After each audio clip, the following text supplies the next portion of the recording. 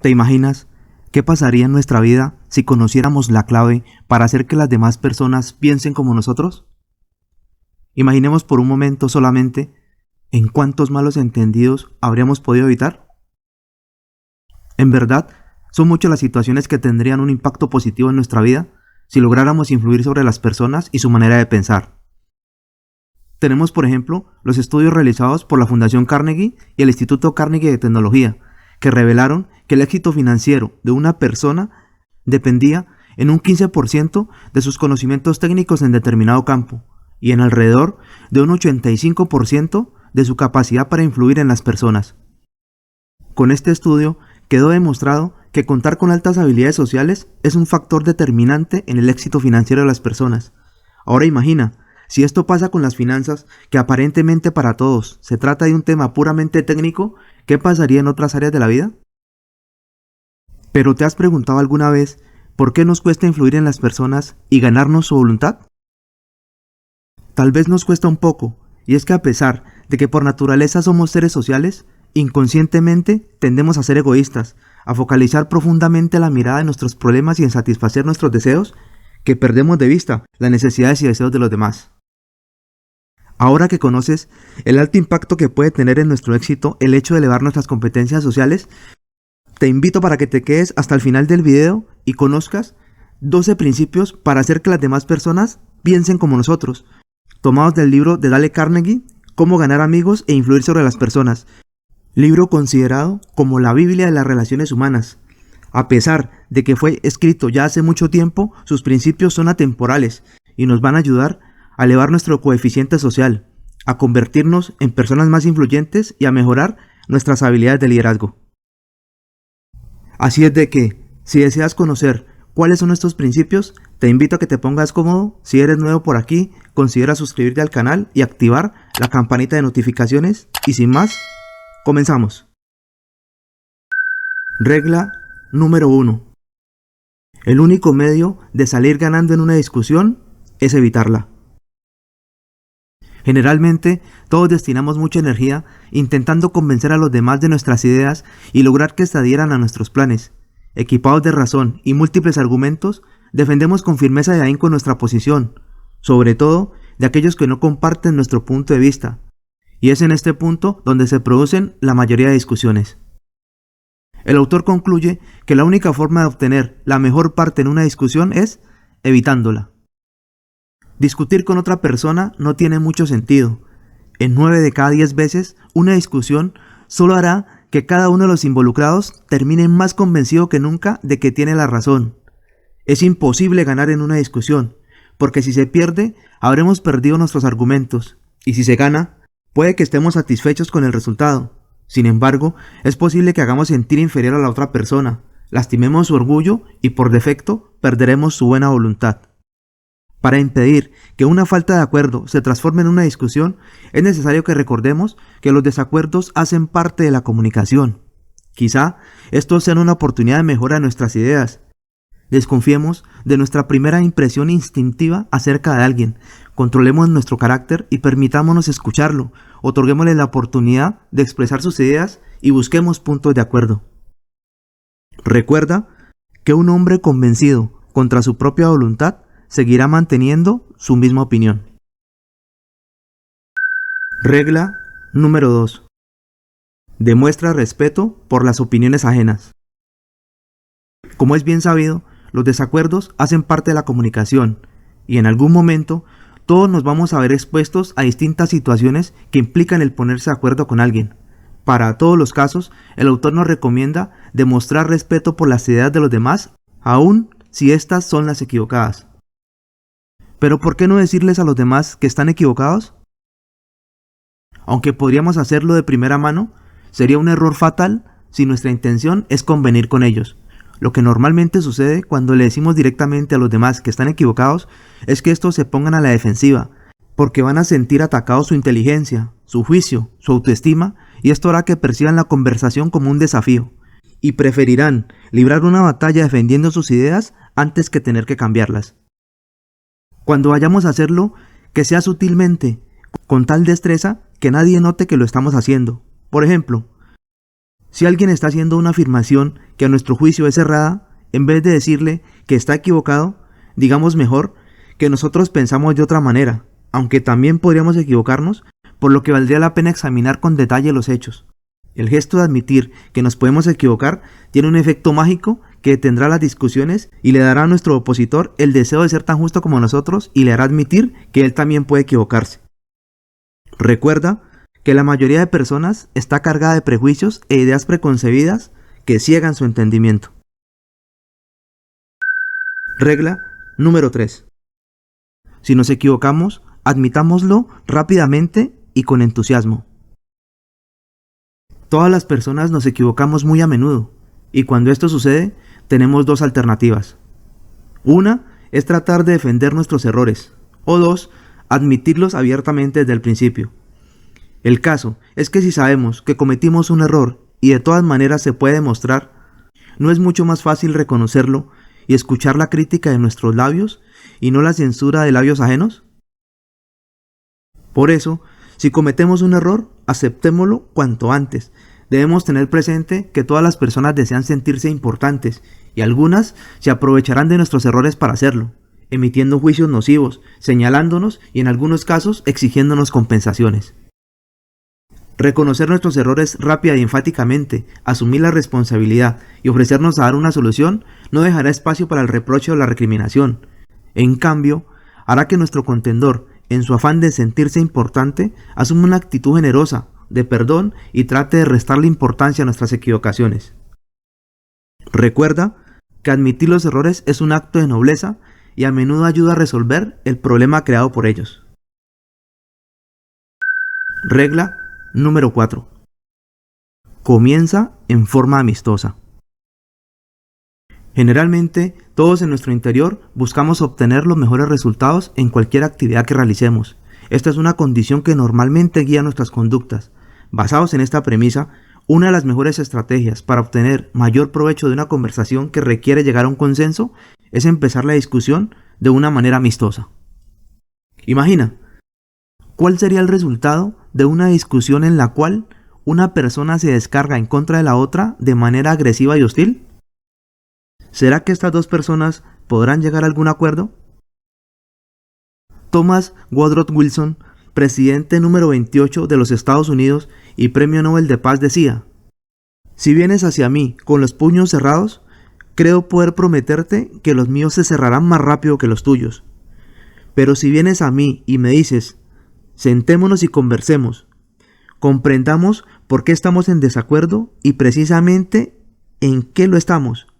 Es posible que al hacerlo nos demos cuenta que no estamos tan lejos el uno del otro y a lo mejor los puntos en que diferimos son pocos y en los que convenimos son muchos. Y si tenemos la paciencia, la franqueza y el deseo necesario para ponernos de acuerdo, a eso llegaremos». Recuerda que es difícil que alguien convenga con nosotros a la fuerza, pero es posible conducirlo a ello si somos suaves y amables con él. Regla número 5. Consiga que la otra persona diga sí desde el principio.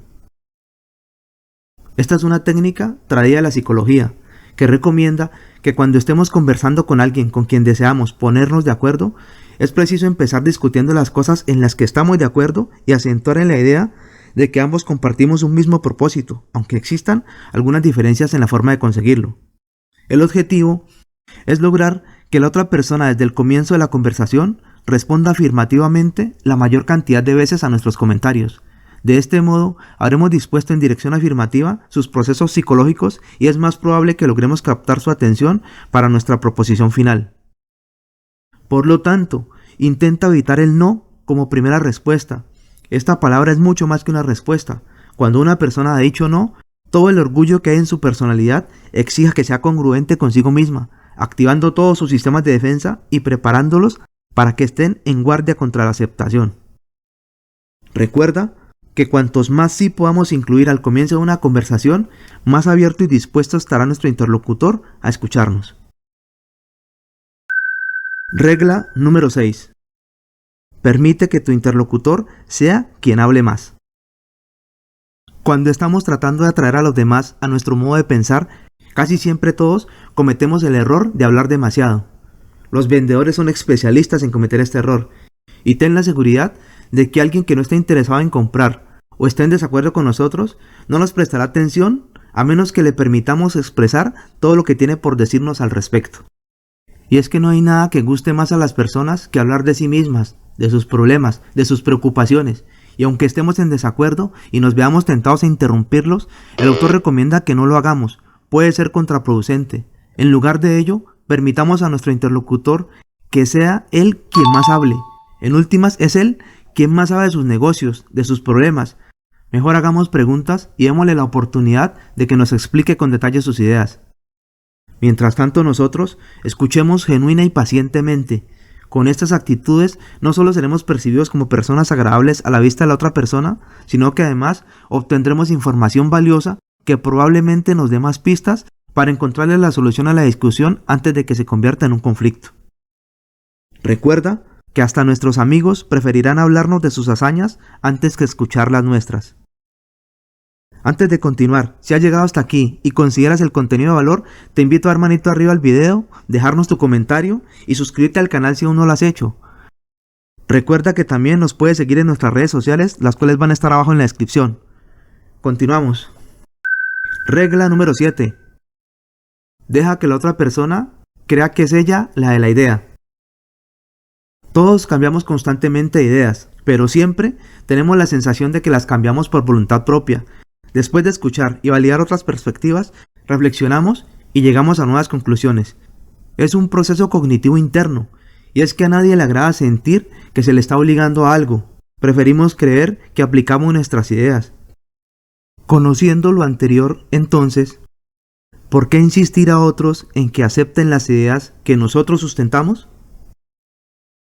¿No sería más astuto sugerirle a los demás nuestras ideas y dejar que ellos por sí solos lleguen a la conclusión?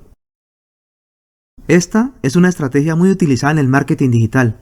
Seguramente todos hemos recibido y visto anuncios que sugieren productos que se adaptan a nuestro estilo de vida y terminamos comprándolos, ¿verdad? Pues estos anuncios no son al azar. Aprovechándose de este sesgo cognitivo, las empresas nos muestran este tipo de anuncios que en realidad son sugerencias creadas para nosotros por ellas, a través de un sistema de inteligencia artificial que busca condicionar nuestros hábitos de compra. Recuerda que las personas le tienen más fe a las ideas que descubren por su cuenta que a las que se les sirven en bandeja de plata. Regla número 8. Trate honradamente de ver las cosas desde el punto de vista ajeno. Esta es de pronto una de las reglas más importantes en el trato con las personas. Pero antes de entrar en detalles, es necesario hacer énfasis en que todos nos caracterizamos por tener un interés legítimo en nuestros asuntos. Por eso actuamos como actuamos, porque pensamos que tenemos la razón y consideramos que es la mejor manera. En el fondo, todos tenemos la intención positiva de hacer bien las cosas, aunque podamos estar equivocados. Una situación que ocurre muy a menudo es que cuando una persona está en desacuerdo con nosotros o se equivoca en sus apreciaciones, corremos de inmediato a justificarnos, a insistir en nuestras ideas o a señalarle por sus errores. Pero ¿qué pasaría si tratáramos de comprenderle antes de discutir o señalar sus errores? En esta regla, el autor nos propone que a partir de ahora, antes de intentar atraer a alguien hacia nosotros, primero nos pongamos en su lugar, que imaginemos que somos esa persona, con sus problemas, sus necesidades, sus deseos, y segundo, nos preguntemos, si fuéramos esa persona, ¿estaríamos de acuerdo con esa idea? Recuerda que hay una razón para que el prójimo piense y proceda como lo hace. Si llegamos a comprenderlo, tendremos la llave de sus acciones y de su personalidad. Regla número 9.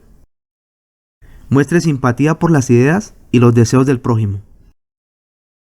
Esta regla tiene que ver mucho con la anterior, en la medida en que nos invita a buscar comprender al prójimo. Sin embargo, esto va un poco más allá, porque nos invita a demostrar nuestra simpatía aunque estemos en desacuerdo con él. Tal vez si nosotros hubiésemos habitado el cuerpo de esa persona, tenido sus mismas experiencias, sus mismas vivencias, su misma familia, y visto el mundo desde su perspectiva, es previsible que hubiéramos actuado de la misma manera. Entonces, ¿por qué no decirle a nuestro interlocutor?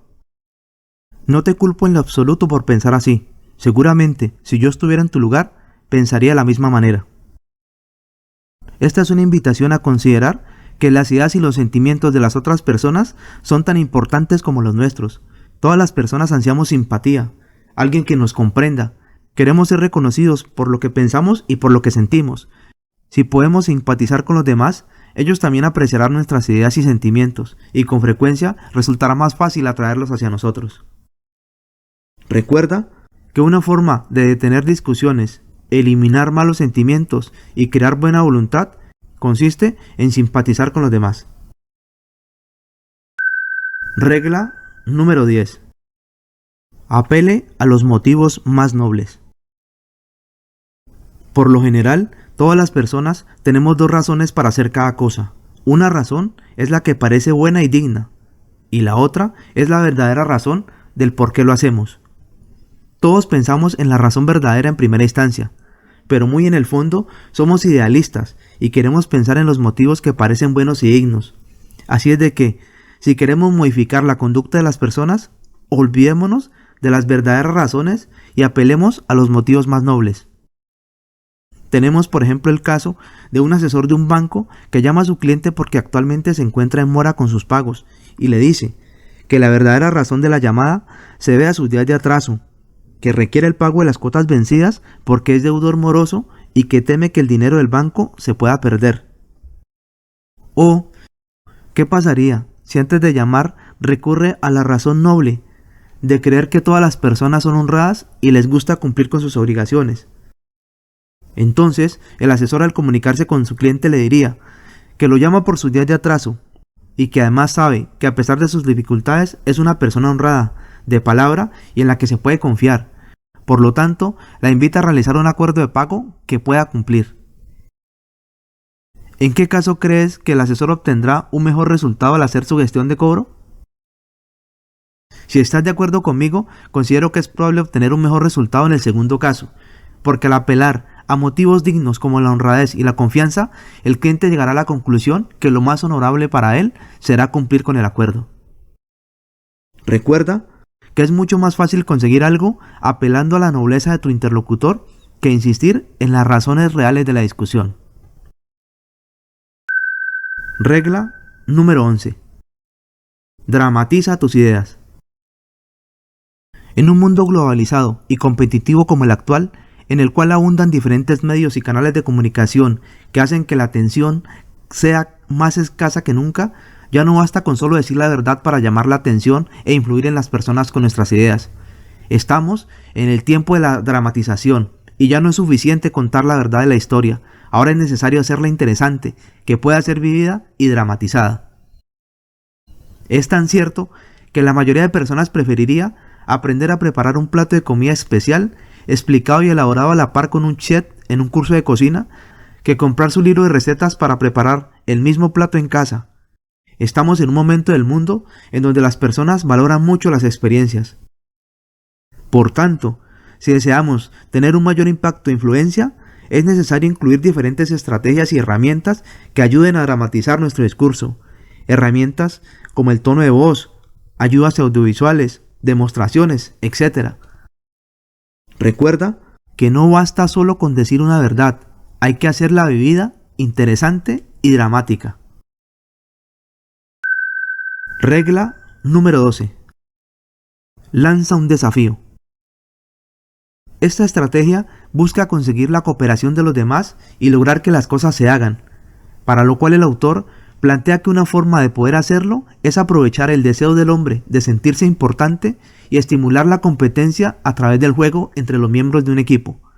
Las personas no trabajan solo por dinero, también lo hacen por el deseo de superarse, de sobresalir, de expresarse y de mostrar su valía. ¿Quieres que tus trabajadores desempeñen un mejor trabajo? Lanza un desafío.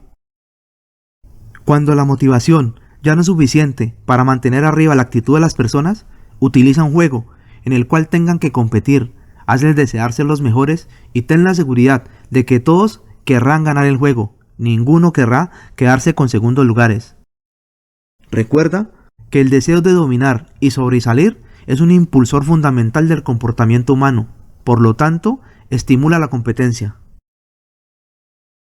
Para los que han llegado aquí, un aplauso. Los felicito por el tiempo que le dedican a su propia formación Los invito a que consideren suscribirse al canal si aún no lo han hecho, activar las notificaciones, darnos manito arriba si les gustó el video y dejar su opinión en la caja de comentarios. Y quienes están comprometidos con el autoaprendizaje, les gusta el contenido del canal y desean realizar un aporte, pueden hacerlo a través del botón super gracias, que es el icono en forma de corazón debajo del título del video. Les agradecería inmensamente. Sin más, hasta el próximo video, que el conocimiento te acompañe.